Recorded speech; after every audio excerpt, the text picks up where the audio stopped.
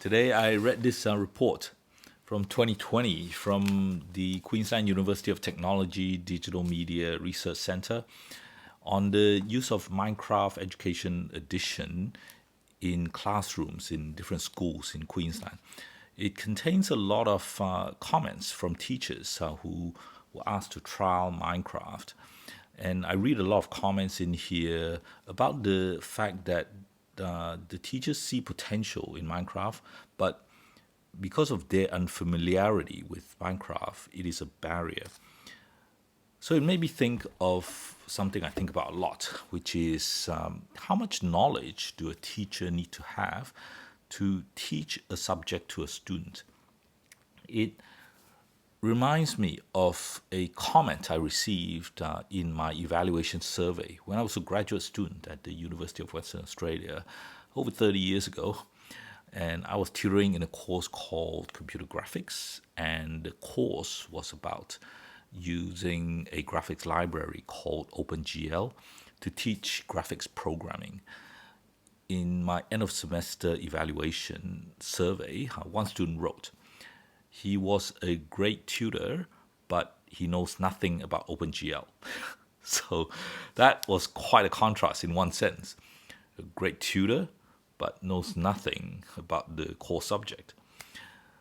So the comment stuck with me for over the years as I moved on to be a lecturer at the university for many years, to then many different types of work, but education and training was still a big part of most things that I did.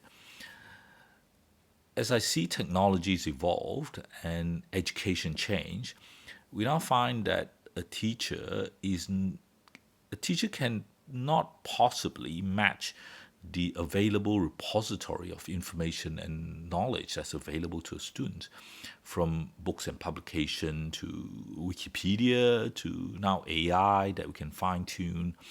The question is, what is the role of a teacher, and how much knowledge do they need to have? And as I work on my own projects now to educate adolescents, I choose to focus on the more challenging aspects of how to get a student to learn, rather than what they need to learn. And a central approach I take is that I see a teacher not as someone who is better than the student, but can make the student better. Especially at college and university, I see a lot of deeply knowledgeable experts who struggle to make students better at the subject area they are experts in. And I'm not saying that expertise and what's called mastery in a subject area is not important to teach the subject. It is very important.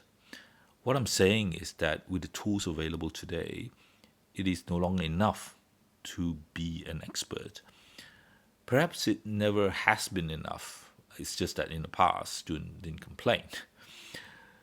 But it's clear that the biggest challenge in learning today is how to engage in learning.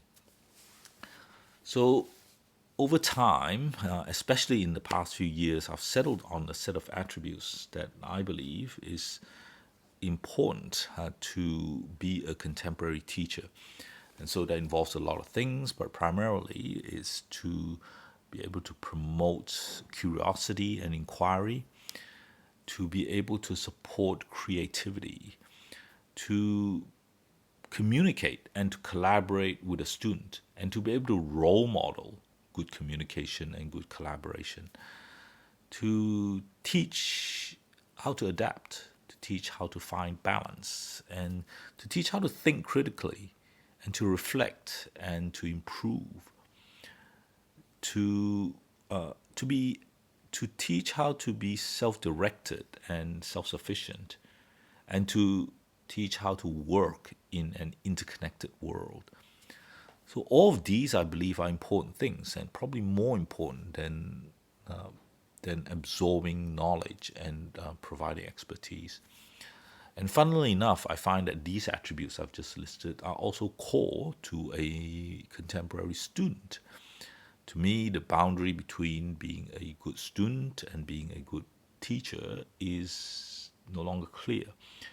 To be a good teacher, you have to be a good student, and to be a good student, you have to be a good teacher. So back to this student who gave me that survey comment that many years ago. I know that student, and we worked in a few different roles in subsequent years, so we talked a lot. And what he told me was that he was pulling my leg with that comment about not knowing anything about OpenGL. But what he was serious about was that I was a good tutor without needing to be an expert in OpenGL. And my influence on him, he said, was to help him to engage in learning instead of focusing on my own expertise. Now, back to Minecraft. I use Minecraft a lot, but I'm still a novice at it because I don't play it enough. I don't spend enough time in it. So a lot of things in there I am not familiar with. But what I get really excited about is when I'm engaged with a student in the game and I can match his enthusiasm. He would teach me how to play Minecraft while I teach him how to learn. And that to me is teaching and learning.